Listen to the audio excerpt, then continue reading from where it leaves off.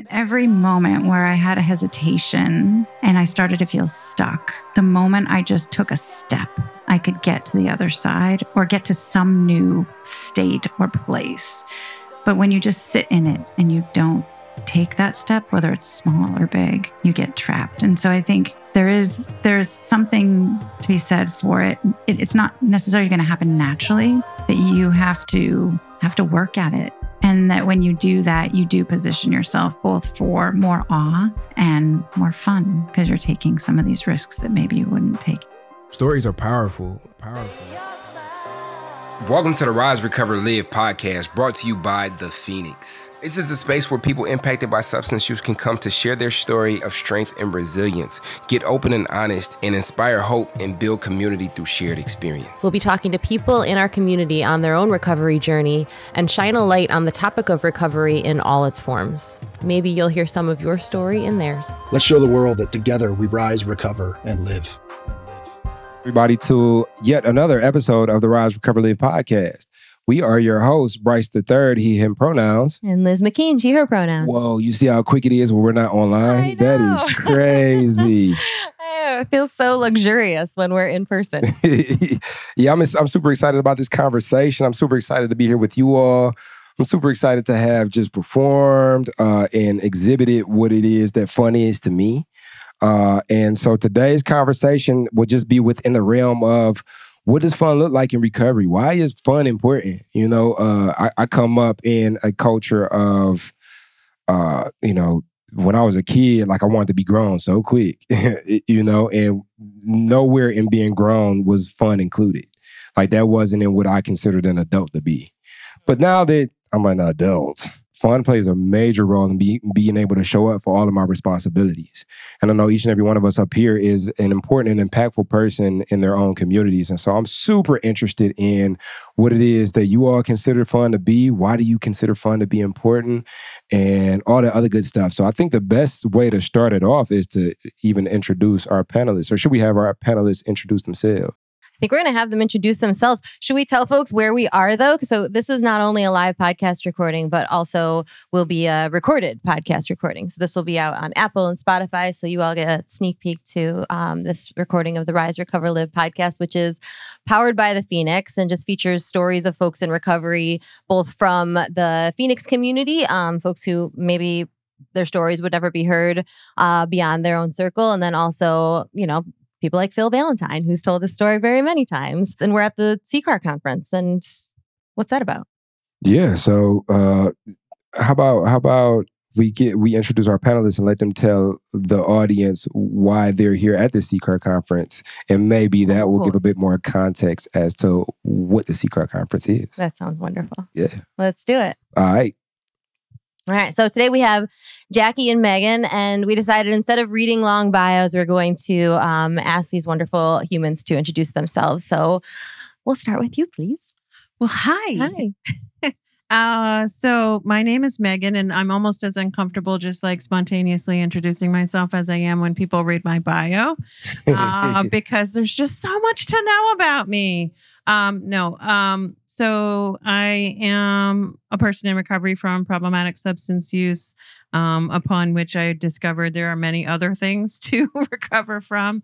I live just outside of Boston, in the suburbs of Boston, and I have astonishingly, a 22-year-old child, and a cat and a dog. And I just lost my recovery cat that I got when I got into recovery and had her for 10 years. And then she very unfairly died of cancer. So I am so sorry. Grieving my kitty.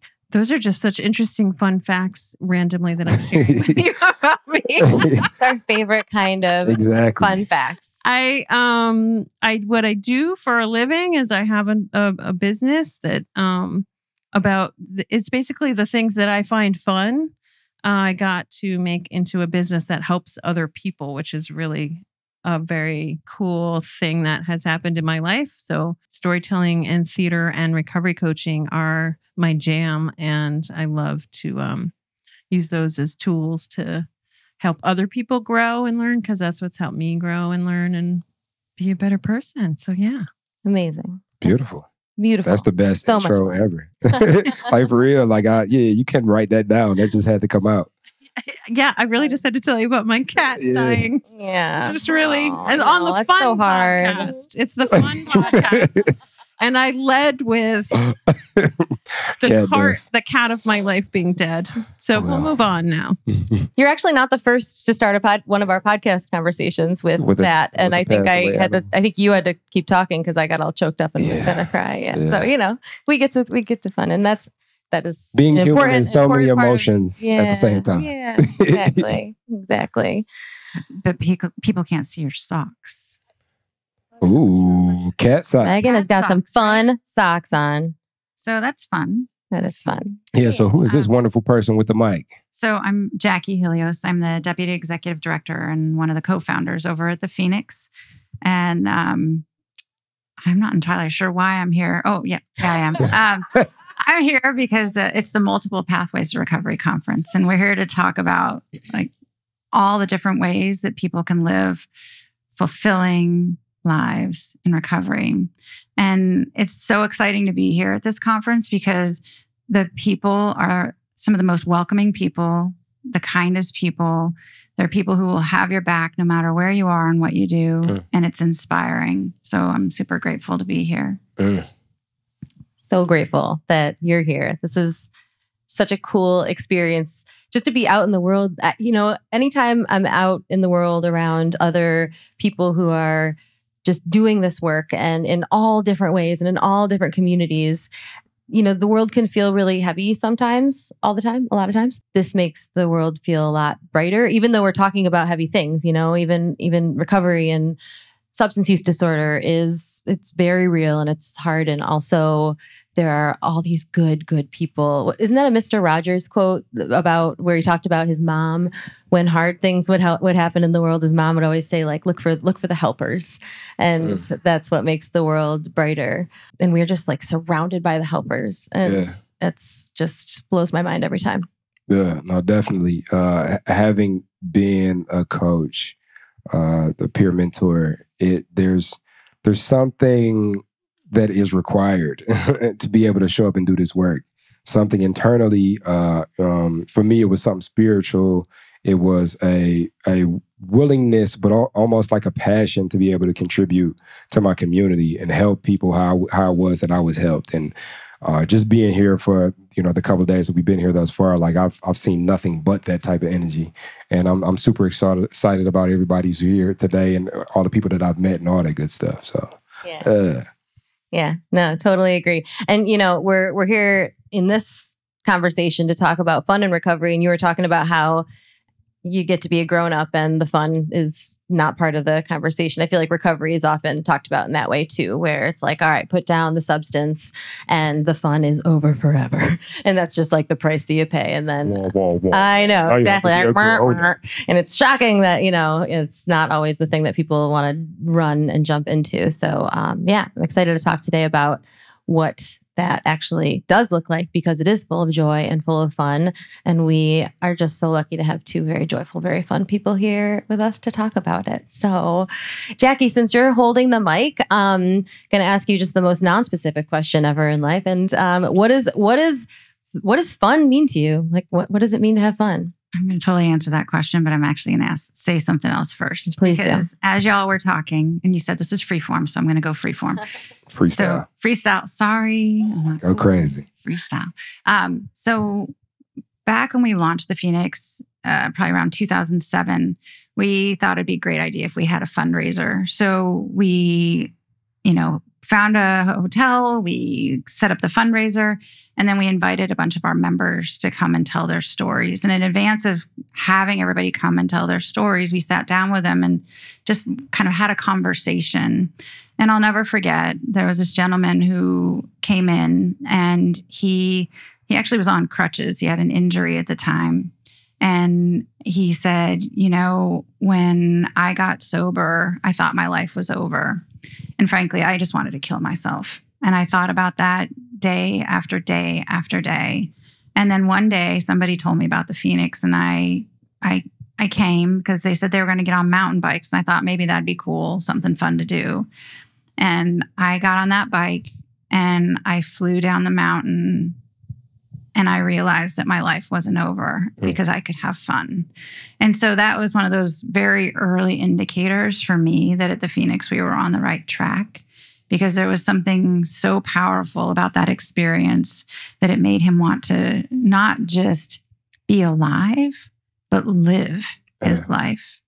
And so it just stuck with me. So when you were talking about that, I just wanted to share. How did he end up on crutches because of the bike? Like, how did that? Oh no! You know, it's honestly Fun so with a long price. ago that I cannot remember, but I wouldn't doubt it. I mean, you know, there's some accidents that happen on mountain bikes. It's just a given. And they call that type 2 fun, right? Like, you remember back that time, remember when it was so cool until it wasn't? Yeah. And that's when I knew I was alive, when I broke my femur. Exactly. Yeah. But you asked me what I do for fun, and I think that has changed so much over the years. In some ways it's changed, in some ways it hasn't. I would say today that the thing that really lights me up is spending time with my daughter and my husband.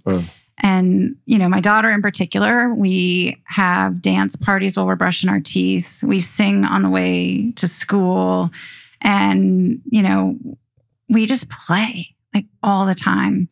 And so that lights me up. And then for, I think, just kind of over the years, the things that have brought me joy have been being really active. So when we launched the Phoenix, I climbed a lot. And that's where I found my community. I am not a person in recovery from drugs and alcohol, but I am someone who grew up in a home where that was a reality, and have found my own pathway, I think, in connection with people. And for me, one of the biggest turning points was in my climbing community, where, you know, we would go out and we would climb, you know, sometimes it was just, you know, one pitch, and other times it was, you know, all the way up a giant mountain, 15 pitches. And it didn't really matter, but what mattered was who you were doing it with, and that you were sharing that experience. And of course, the awe that came along with it. So that's beautiful. And I think there's a lot there, especially in the realm of like community, and like how in relation to others can we get outside of ourselves, you know? Especially, so you got the rock climbing community where you found these individuals that you can do hard and challenging things with and learn more about yourself, but in the context of spending time with other people. And then you got another person who's a little person that you made, and they are like, my daughter, like when people are new, like they just approach life different. And it's like, maybe I'm a bit cemented in my viewpoint, and they just aren't. So I remember the first time I went to go make my daughter a burger, and then the second time she wanted one, she was like, "Dad, can you make me one of those meat sandwiches?" And I'm like, I wanted, like, that's not what it is. But then I'm like, I guess you're right. You know, just their approach, the way that they look at the world, it helps me to get outside of myself, and it helps me to not take myself as serious. And I think, like, me and my daughter, we're such like almost the foundation of our relationship is that play, being able to support each other and knowing that we're safe enough to play. You know, it's safe enough to let loose and be yourself in this environment. And that goes both ways. So that really touched me. Yeah, Meghann, I see you got the mic. I'm super interested as to what it is that you find fun in your own personal life. We've had a couple of conversations throughout the conference, and you said a couple of things that sparked my interest and that interests me. So I'm curious as to what it is that you consider to be fun. Well, now I feel like I'm set up that I have to say the thing. No, you don't have to say that thing. Say your thing, and then I'm going to bring up the thing if you don't say it. Yeah, the reason I say that is just there's so many things. Like in thinking about this theme and even just sitting and listening to y'all, I don't know where to start because you said something, Liz, that like a lot of people come into recovery and think the fun's over. And I immediately thought the fun was gone as soon as very early in my using of substances, the fun was gone, and then we're talking about 20 plus years where I don't feel like I had any fun. There was nothing fun happening in all of those years of struggling. So I think for myself, when I came into recovery, everything is fun. Like I was in a program where they took us to this fiddle concert. And I was just like, fiddles. You know, live music has been a huge part of my life. And it's a huge part of my fun today. But I was like, fiddles, you know, can we go to like a punk rock show or something or a rap show?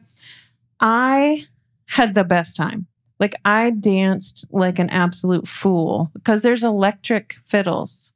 Like they're, you know, they go through an amp and they, you know, they have pedals and all this stuff. So it was like jamming with the fiddle concert. And I just had the most amazing time. And everybody else in the program was just like standing there. And I'm like losing my crap dancing because I find that moving my body in a free way and in sync with something else that other humans are doing. It's like being a part of something that's so much bigger than me. And like, it gets me emotional just to talk about like going to shows of any band, but especially bands that I really love or artists that I really love.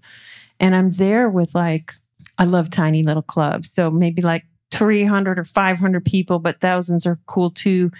All loving the same thing and like all just in that same energy and vibe. And like, we're doing it together. You know, I do a lot of dancing in my dining room by myself. I'm in quite a few punk rock bands, if you didn't know, but in my dining room. With your cat. But yes, with the cat. But, you know, to have that like shared energy of doing something that I love and experiencing it together and all being as into it and just like screaming your head off and singing badly together and cry. People are crying. It's just, man, that's like being alive. And so I think the things that I find fun are the things that feel like electric to me, that light me up, you know, that make me feel like I'm on the edge of something, that's bigger than me and that's connected to other people. So love live music. I love dancing. I used to love performing. So theater and storytelling are part of what I do. But I used to love that's a whole thing of like the energy shared. And I know you know what I'm talking about. But now I like to make art in a smaller way, like with individuals or in like helping other people create and all of that. And so one of my favorite things is improv and live storytelling where people are just like working through stories in real time and figuring it out like in real time of how they're navigating, exploring, discovering, learning about themselves. And then improv, like the playfulness and creativity that go into improv and all theater arts is just one example is that, you know, I have this like sort of improv and storytelling embodied curriculum that I do. And I did it at a recovery cafe in a recovery cafe setting. And it was like 65-year-old men who have been unhoused for a long time, who aren't even necessarily in recovery or necessarily even seeking recovery. And they come in so closed off and shut down and street, you know, they've got their armor on. And we start playing games. And it's like to watch people open up to play when they're so beat down and locked in and all of that. Is like there's no more joyful thing than watching other people have joy and get to play like that. So that's really one of my absolute favorite things is to play with other people. That's huge. And I think there's a theme in what we've shared thus far where it's like that community aspect. Or that's something that's bigger than us. And I know, Jacki, like you've mentioned a couple of times just in like conversation, the word awe. I don't know, like the first time me and Liz met, and I should get her the mic and let her tell the story, but like we were in Vegas at Mobilize, and we had a rental and we were taking shifts on the table. And so like I end up in the desert. And so when I'm in the desert, like I'm seeing the mountains, and I don't know what was going on in my life at that time, but like just being around, I'm feeling that feeling now too. Like just being around those mountains, that thing that's bigger than me, it makes me feel small in the best way possible. Like it brought me to tears, and I was literally crying, like driving in the Mojave Desert. I think it was the Mojave Desert. I'm driving, I'm in tears, and this, and that space of awe that we can be brought to, like in play, and getting outside of ourselves and having fun. I play a game, tag with my kids, and I'll forget within 10 minutes all the worries that I had that day, and the ability to be able to have this conversation with ourselves to see like, well, what specifically for me holds the most potential for this feeling of awe or this ability to get outside of myself to happen, and for you to say improv, like I know in even rock climbing and improv there's communities in both of those, and there's language in those communities, and the more you show up, the more you contribute, the more people hold you, the more they teach you the language, the more now you have new family to have fun with, right? And I know Liz, I know you, like you've tapped in with the yoga community for your wellness, but I know like it's a big part of your life too. Like is that fun? Like is that a source of fun for you? And then like what are some other things that you find fun? I know you like pets. Can't take her nowhere without petting the dang dog. He says with disdain. I know you like pets. Yeah. Well, I mean, there's so much. That's like a big question, because right now there's just so much fun and joy, and I almost use those two things interchangeably. And I feel like in early recovery, I've just been thinking about what we've all been saying about like the community aspect and like sharing and, playing with others, and, whether it's your child or just others that are in the space with you, recovery or not. And early on for me, like I didn't know what that meant. Like big feelings were things that I was trying to get rid of, period. So like even the excitement, even the, feelings of fun, I kind of feared when they happened. Mm. And the yoga mat for me is where I found safety in that, because yoga is fun. Like it depends on the kind of yoga that you're doing and what you're on the mat for. You kind of get to, I was going to say like whatever it is that you are looking for, you can find, but no, it's like whatever it is you need, you're going to find on that yoga mat. Like sometimes it's peace, sometimes it's hope, sometimes it's just like this deep gratitude that you can't, and sometimes it's sorrow, that you needed to let out, but sometimes it's fun. And it's like you're in this little space, this little safe, I don't know, I almost feel like I'm bubble wrapped when I'm on a yoga mat. Like whatever I'm feeling, it's safe. And when I would have those moments of like, this is really fun, like I'm moving with other people, I am a lousy dancer, but I do it in my kitchen a lot too.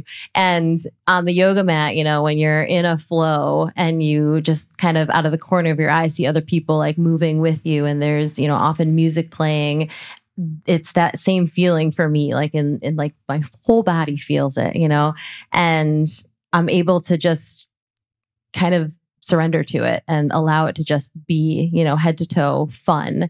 And I think that's where I learned that it was okay to feel that, and was able to take that off of the mat. So I could run around like a lunatic in my, in the yard with the dog and have that be really fun. And I could dance at in Denver. We did there was like a dance party with Secret Dance Addiction. Actually, we interviewed them on the podcast. And I remember it was just like shocking how much fun this was. And to feel safe in that big feeling of fun is something that I, it's been a few years now and still feel really, really grateful for, and can't quite believe that I'm able to experience it. I think I can relate to when I first entered into sobriety recovery, not feeling comfortable, really and truly, like, because I'm from a culture where like we too cool anyway. Like we don't like, you're not about to see me smiling and laughing. Like what? Why would I let you? There's a level of vulnerability in that. Mm-hmm. And if I don't feel safe to be vulnerable, like I'm not gonna smile and be joyful around you. That went away a long time before I entered and embraced recovery. And so my question for you all would be like, what was that? Did you ever deal with that barrier? Was there a barrier to having fun? Did you feel like you had to be a business person, or like you had to you didn't have the ability or safety or space or support or community to develop your joy or your fun? And if so, yeah, so what I do is I make like questions with 3 tiers. Let's just go with that part. That's like a facilitator skill I always have to work on, is ask one question at a time. You go. I'm going to actually ask a different question. Okay. Well, what I've been thinking about as I'm listening to y'all is like, what is fun, right? How do we even define what fun is? And I think that's like a personal thing, right? Like we're talking about kind of big fun.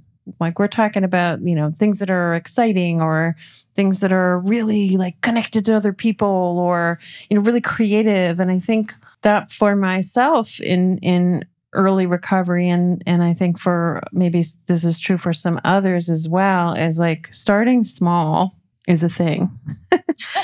Like I didn't feel comfortable, like everything was scary. And so it's not like I, was a couple months into recovery and I went and did improv. Like I had to work up to that. I'm thinking about that there are folks who might be decades into recovery for whom that is completely absurd that they would ever go to improv, or even just going to a concert is a big thing, right? So what does fun look like if that's not the kind of fun for you? And I think about thinking about mushrooms, not taking them, but finding them.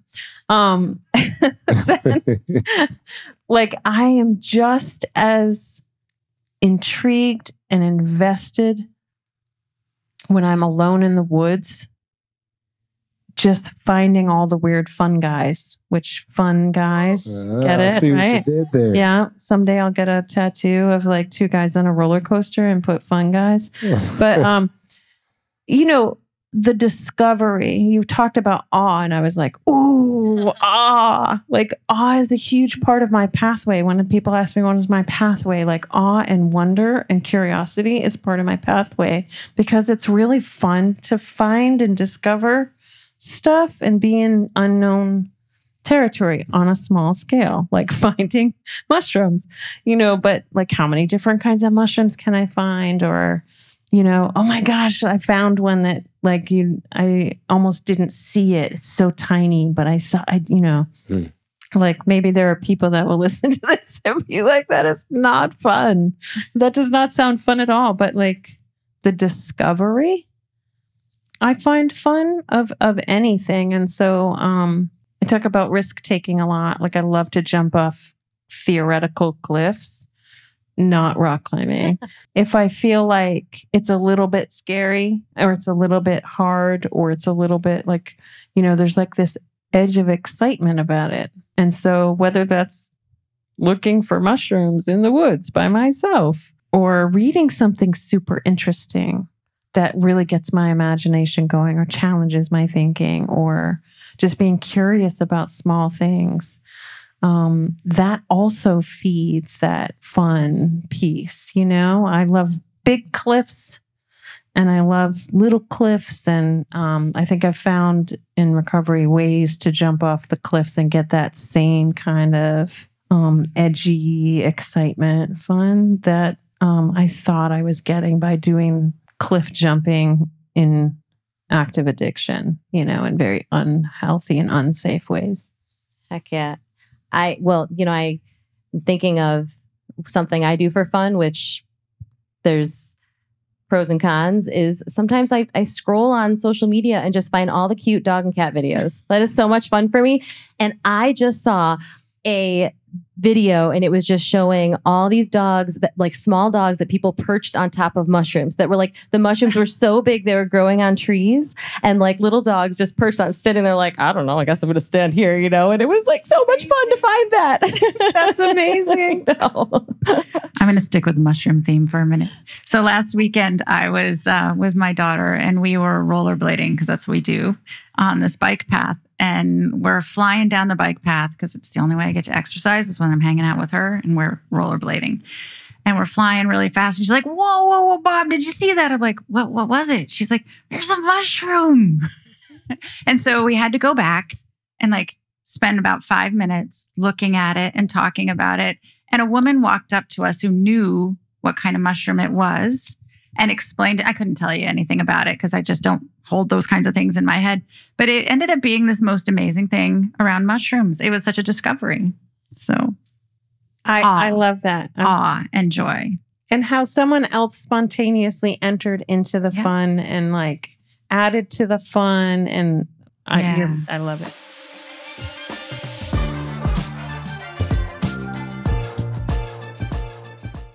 I have to come to the table with surrender first and connection. I have to be honest with people, with not just with myself, not just my own thoughts. Sometimes you don't feel like doing it. Sometimes I don't want to go to a meeting. Sometimes I want to do something else. But if I just like put on my shoes, put on my workout gear, do something for myself, I may not feel like it at the start, but I guarantee like at the end, I'll feel really glad that I did something positive for myself. And that then leaks into other parts of my life. What you just heard was a snippet from episode 7, It Takes More Than Willpower, with my guy, Jamin Spitzer.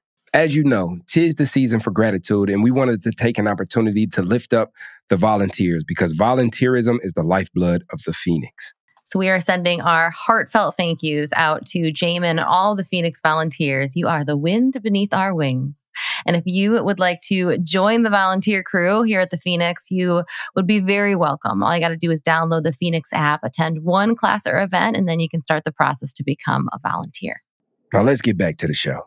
Well, so I've been sitting over here stewing on a question that I want to ask, because as I hear everybody talking about fun, the thing that comes to mind for me is there's this really interesting place. And I think sometimes you hear people talk about it as like flow, right?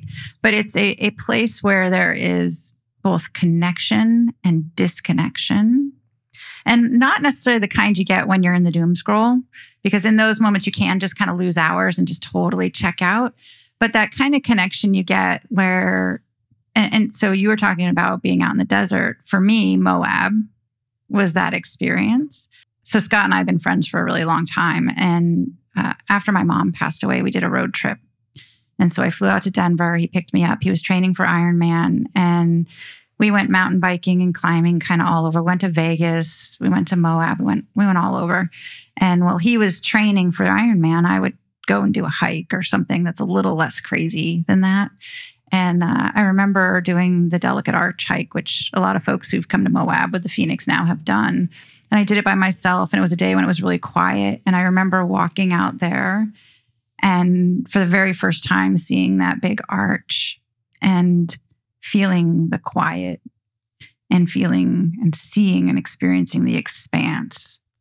And in that moment, I just had like an epiphany, right? Like I sat down and I'm looking out over the expanse, and I knew that I knew what I was going to do next in my life. And it's one of those things where I'd been thinking about it for years, like, what am I going to do next? What's the big thing in my life? Am I living a life of purpose and meaning? And it was in that moment where I found it, right? And so I think those places where I was entirely disconnected from everyone around me and yet entirely connected with nature, that those moments of awe can provide clarity. And it's amazing what can happen. Sure. So my question for you all is, what is that moment for you where you have awe, where you find that connection and disconnection kind of in sweet harmony? Yeah, I think for me, Music. Like music, whether it be finding new music, discovering old music again, so especially in recovery. At one point in my life, my favorite movie was Scarface. And I think I wanted to be Tony Montana. I modeled my life. I had Tony Montana just sitting in front of cocaine in my room and just on the wall, but in recovery, I went back and watched the movie, and at night, my son, he'll be 18 in December, and we watch it again, but I'm watching it with these new eyes. And he's suffering from hungry ghost syndrome. He's trying to fulfill this. He's trying to pour water into this cup with no bottom. He's continuously how much cocaine can you snort? This is getting crazy. I'm looking at it with this new lens. And so I've learned to interact with songs that I used to love as a kid. I listen to it now. Some of it, you didn't have that lasting energy. I just don't relate to it. But some of it I do. There's a guy named Wiz Khalifa. If you're not familiar with Wiz, then you know Snoop. He's my generation Snoop, right?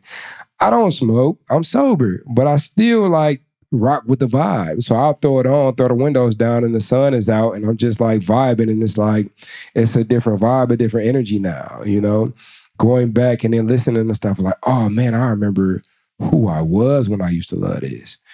I was so different. And then I'm able to integrate the experience of becoming who it is that I am now from who it is that I was when I used to listen to that. I create music. In creation, there's Mihaly Csikszentmihalyi, who wrote the book Flow, and it's basically where you put in enough work to become competent enough at your craft to not have to worry about the logistics behind creating. So it's you've done something so many times, you're not super tripping on the structure of it, but you can get into the flow of letting it flow. And even if that's not something that's creation, there's a band called Krungbin. It's Thai for Airplane. They're a jam band. I seen them play in Ferndale. I'm from Detroit, Michigan. And it was one of the first concerts that I went to specifically to dance, And I started like this, and I was feeling myself at the beginning. But towards the end, I was out my shirt, and I'm and I don't care who looking, and there's a guy next to me, and he dancing crazy. His dance rhythms make no sense. And I'm yeah, I feel you. And it's just, you just in the zone of this connectivity. And in those moments, yes, maybe post those moments, I'll have that integration, oh, this is what that meant to me. But I think a big part of what fun has been for me is to not, because I'm so goal-oriented and I want to build so many things, that those moments of having no objective and allowing for this experience to just be, because this is an experience that I'm having, and being present, that's a big piece for me. And music really contributes to that. It's happening all the time. Those moments for me are happening all the time. I had one, the keynote talk on the very first day of this conference. I kind of had that feeling the entire time, talking about just the tragedies that have happened in our country, and then also the work that's being done. And there was just everyone leaning forward and just feeling the energy of the room of everyone being I'm here and we're in this together. That togetherness is really always makes me feel so connected and so supported. I have those moments too in yoga a lot, when I'm doing yoga, and then also when I'm so fortunate to be able to teach yoga. I teach at a treatment center locally, and constantly I'm oh, I got to cut back. I'm just so exhausted. I'm so burned out. But then also every single time I leave, I'm this is why I'm on the planet, And there was one moment when I was teaching that everyone lie down in Shavasana, which is just at the end of a yoga class. My dad calls it yoga nap time. You're done. You did all the stretching, and you just are now going to relax and be still, which for a lot of folks, including myself, sometimes that's the hardest part. Stillness is something that I think takes a lot of courage. And especially, you're in the first 30 days of recovery, my gosh. And we were outside, and there was a shooting star.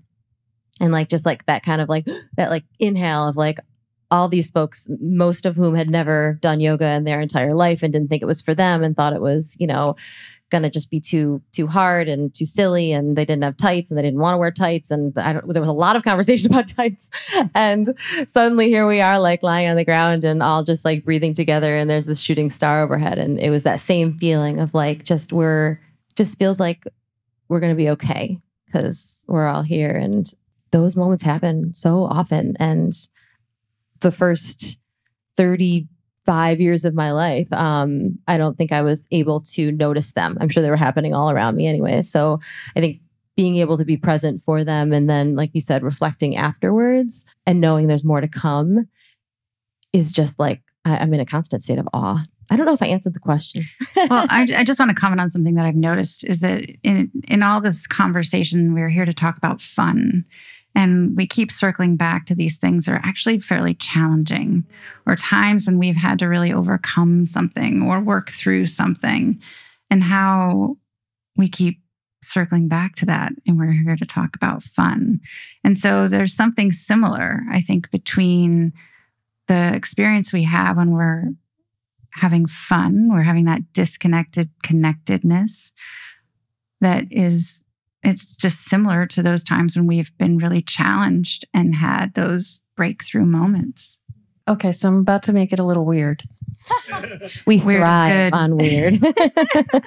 Welcome. So I'm thinking about this. I've been thinking about this like really since you started talking about yoga and the flow and the energy piece. And then you were like on it, and I was like, oh yes. I was supporting someone in writing a book about their work and their experiences, and she's a sex coach. And so, I coach storytelling in all its forms or whatever. So I was just supporting her, writing her book and figuring out her story and stuff. And then I learned all this stuff about, because I'm like, sex coach, like what is that? It sounds weird. Kind of, Say, let's get weird. Let's get weird. Like, okay, like I'm going to try to get comfortable with it, because what she taught me, what I learned, I was there to support her, but what I learned from her was pretty profound when she explained to me what she actually does. And what she was talking about is that we have this energy source inside of us that when we can tap into that is when we're like in this other space of maybe it's performance, right? Maybe it's yoga or it's music or it's rock climbing or I don't know about mushrooms, but that like athletes, top athletes, right? They do a lot of work around just like what being at peak performance is. And they're tapping into this kind of like primal deep energy that lives low in your body, that when we're able to be connected to that and sort of channel that and use that's when we're at our fullest. And that's when we're at peak of just being a human and all that we can be and all that we can do. And when we can use that in something that we love or care about or connects to others, that's when we feel like it's like that feeling of just being like, yes, like you being so spent and exhausted after yoga, and then being like, but this is what I'm here to do. And feeling, that feeling of just, and again, it's like a connection piece, but it's got to come from self first. And then it goes out into the world and connects with others. And I think perhaps because that's how we get through hard things and how we do hard, scary things. Like I am so scared of heights. And I think I do a lot of scary things. I don't know, maybe I'm just like, fooling myself, but like heights are the hardest thing for me. And I'm like, I do lots of scary things, but don't get me anywhere near like the edge of something that I might fall off of. But I signed up for a ropes course, to be a facilitator of ropes courses, right? I know. and I haven't done it yet. We'll see how it goes. But I feel like I have the ability to find the thing in me that I need to step out on whatever things they're going to ask me to do, because I think it's like a skill, a muscle, or an ability that we all have. We just have to like work at it. So we start with the small, scary, exciting things, but that there's something in it that has a power that is connected to fun. And I don't know if it doesn't really sound fun as it's coming out of me right now, but like I do think we need that piece to like be free enough or strong enough or do the thing that feels a little scary and fun. I was just going to say that I was at a workshop, or it was sort of like a retreat a number of years ago. And they asked us to find our word, to pick our word that allows us. It was really based on Brene Brown, right? So braving the wilderness, like what is your word that's going to allow you to go out and be brave? And I thought about kind of what it was or what it's been in my world. And I just chose the word go, because I think that in every moment where I had a hesitation and I started to feel stuck, the moment I just took a step, I could get to the other side or get to some new state or place.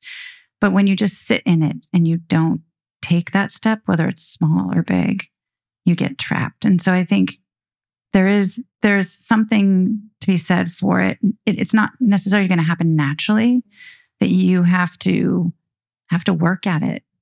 And that when you do that, you do position yourself both for more awe and more fun, because you're taking some of these risks that maybe you wouldn't take. And you don't have to go straight to becoming a facilitator. I'll take you climbing. Like, we'll go into a gym. It'll be easy. I promise. I promise. You come to the Phoenix. My God, we have a beautiful gym in Boston. Well, I will say very quickly that I have a physical disability, so I can't do those kinds of things. So most of the things that the Phoenix does, I'm not able to do, which is, I can't, like, I would love to be, maybe not the heights piece, but all the other very exciting, very fun things I can't physically do. And so I have had to nurture other ways of having that same kind of feeling like I'm on the edge of something. I'm going to step into it, and I'm going to and trying to enjoy and discover and explore and all of that. So yeah, just that, and I also want to say, like, not, going out and signing up for the most scary thing you can possibly imagine, which would be like, I'm going to learn, this ropes course thing. But even like showing up at the 12-step dance in early recovery, or, it can be the smallest things, or seeing a dog on the street that a stranger is walking and having the guts to be like, your dog is so cute. Is it okay if I pet the dog? And feeling that little like, oh my gosh, the dog is so cute. Like, it doesn't have to be like, I feel like I had to work up to doing crazy things like signing up for a ropes course, but I don't want that to be like, oh, you have to do these huge things, because you don't. It's just one little step. Yeah. I'm curious, because that is interesting how, like, we set this up. The container was, what is fun? Like, how is fun? Like, what does that even mean? But we all lean towards challenging, complex, almost philosophical in nature conversation. And that makes me think of kids where they don't have, so like a 2-year-old is just going to climb, and you put it in water, it's going to slap the water, and it's joyful. Where I have to alchemize, like I have to alchemize pain, and I have to lean into what it is that I desire over what it is that I'm anxious about. And I have to intentionally create the opportunity for me to discover what's important and what's fun to me. And there's a saying that my kid's mom would always say when the kids was they were like, I'm bored. And she'd be like, if you're bored, you're boring. And like, I stole it from her, and I use it a lot, because it's like, yeah, if you're bored, you're boring. Oh, if you're bored, you're boring. If you're bored, you're boring. My mom said, if you're bored, then go clean your room. Like, well, I don't want to clean my room. Which was I'm boring. not bored anymore. But yeah, so it's like, in that, it's like, because you'll have people, I don't know what's fun to me. Like, life isn't fun. There isn't any fun. And it's like, well, if you're bored, you're boring. You know, what can we do to begin the process of discovering what it is that's fun to us, that excites us, that creates that opportunity for us to experience awe? And I think within that, like, there's this almost inevitably uncomfortable conversation that we have to have with ourselves. Like, what does this look like? What does this thing that doesn't exist right now look like to exist? And how can I contribute to it? Because if I live intentionally, then I have to have this intentional conversation with myself. I think we put a lot of pressure on ourselves.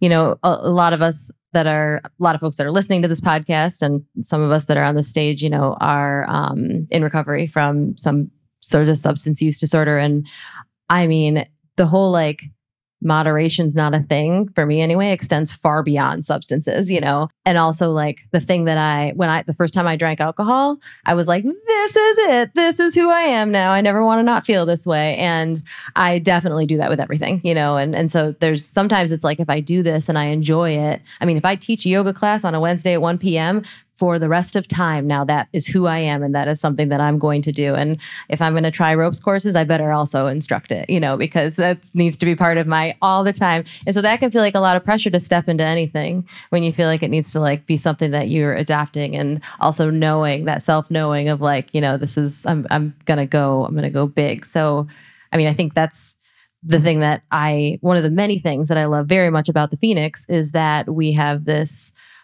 kind of space and community where you can try a lot of things. You know what I mean? You don't necessarily have to be like, this is all I am. This is who I am. Like there's this playground. You know, you had mentioned that you can't do a lot of the things that the Phoenix does. And I would say like, nuh-uh, because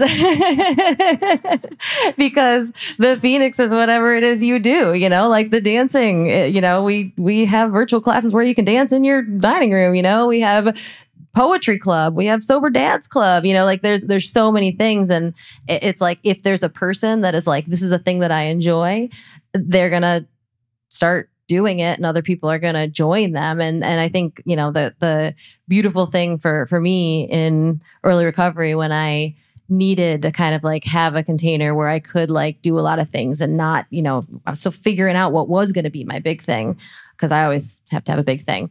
I was able to, you know, try a lot of things and have it be safe and have it be people who are just going to celebrate every single one of them.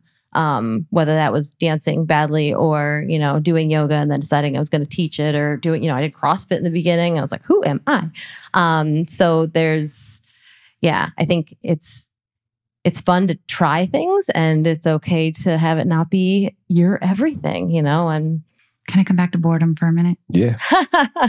Sounds fun. Yeah, it is. I talk to my kid about boredom every day because she's 9 and she always tells me she's bored. Mom, I need a dog. I'm bored. No. Mom, I want a friend to come over. I'm bored. You know, it's all about I'm bored. And my response is always awesome. Yeah. You need to be bored, because in boredom is actually when some of the magic happens, right? We have space to think. We have space to reflect. We have space to let our imaginations run wild, because we're not so focused on that thing we need to figure out. We're just present. And I think that the older we get, the harder it is to do that, because we feel like we need to fill our space. And it's also why it's hard on the yoga mat, right? And so I would just argue that boredom is a gift. And I cherish the moments when I'm like, oh my God, I'm bored. Because then I think I get to imagine whatever else I want to do, like what's next, and just spend time in my head in a way that's positive. Yeah, I just imagined 9 million 9-year-olds collectively groaning at what you just said. I want to talk, I'm bored. Yeah, no, I you know, and I encourage the same in my kids. And I don't want to get on my old head podium. I don't want to get on the soapbox, but the tendency now is to grab the phone. Let me grab the phone and scroll because I'm bored. And it's like, there's so much development to be had with what I do with boredom. You know, like if I don't grab the phone, then what? And even that uncomfortability, it's like, I got to be doing something. Something's got to be happening with it. I got to, what is that? Like, what is that? And a lot of times we'll find that's just energy that we need to place somewhere. And if we place it in creating something or going outside and getting a bit more focused on what's out there and finding mushrooms. Finding mushrooms or, looking at bees and bugs and ants and, we'll discover like, oh, why does that make me feel that way? I want to go look for more bugs and bees and ants and mushrooms, right? This podcast is not sponsored by mushrooms. I feel like we're going to put that in the title. It's going to be like the ultimate clickbait. The one about mushrooms. But yeah, I think within boredom is bred ideas. Within boredom is bred the opportunity to cultivate identity. Within boredom is bred understanding. And so I try to, in my household too, it's like, look, you're bored, cool. If you're bored, you're boring. Like, okay, how can you create some fun? How can you create a relationship with yourself? What do you need? Only you have the answer. And they're like, But yeah, so as we wrap, I think we've talked, what's fun to us. I think we've talked what's been the process of cultivating that fun within our lives. I think we've touched a bit on why it's important to us. But I think I want to close with just your individual testament to why fun is important culturally, like for in the recovery space, in the any space, right? And also, what would you tell somebody who feels that they can't have fun and would like to get started? Well, I'm just going to make note that was like 4 questions. I'm trying. When I was asking it, I'm like, oh my goodness, the questions just keep stacking. And I usually can only remember the last one.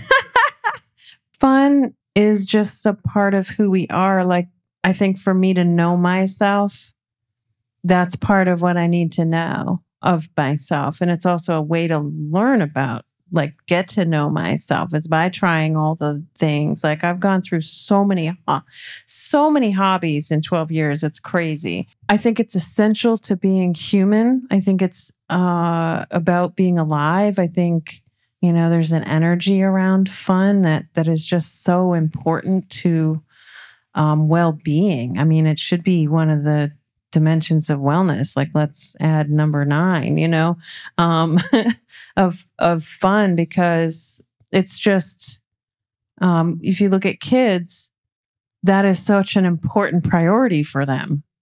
Why is it not a priority for us? And I think, being on that journey of discovery that recovery offers us, which is one of the coolest and most exciting parts of recovery for me, is that like, what's around the next corner? Like, what else am I going to learn about myself or about the world or whatever? So I think inherent in fun is exploration. I think it's a physical piece too of, like, in our bodies. If you look at animals, like dogs shake when they have all this tension or whatever. And so, like, a lot of forms of fun are about getting energy out or expressing things, creativity and all of that.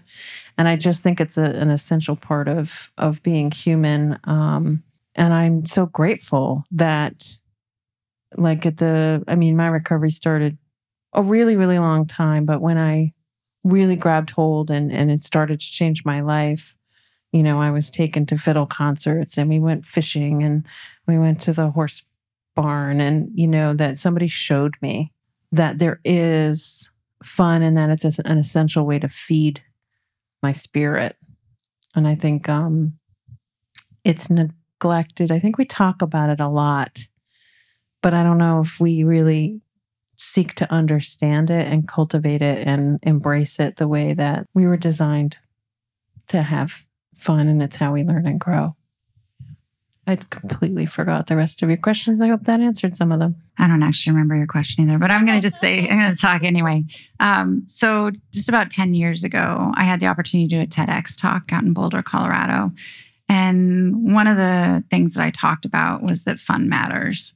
The thing is, I don't know that we would all get up out of bed every day if all we had to face was hardship and awful tension, stress. laughter gives us that release. Joy brings us light and hope. And when we do it with people, it's magnified. And the thing is, there's a whole bunch of research out there. We don't have time to get into it all, but a whole bunch of research out there that just says when you find those moments of joy and laughter, that your mental health gets better, that you have better well-being, and that, overall, you're just a happier person. And so, we should lean into that. And I think there is something, we've talked a lot about kids here, to be reminded that sometimes we should just go out for the joy and not have a purpose out of it. Because in those moments, I think, is when we do find that place of connection and disconnection that is so critical for us.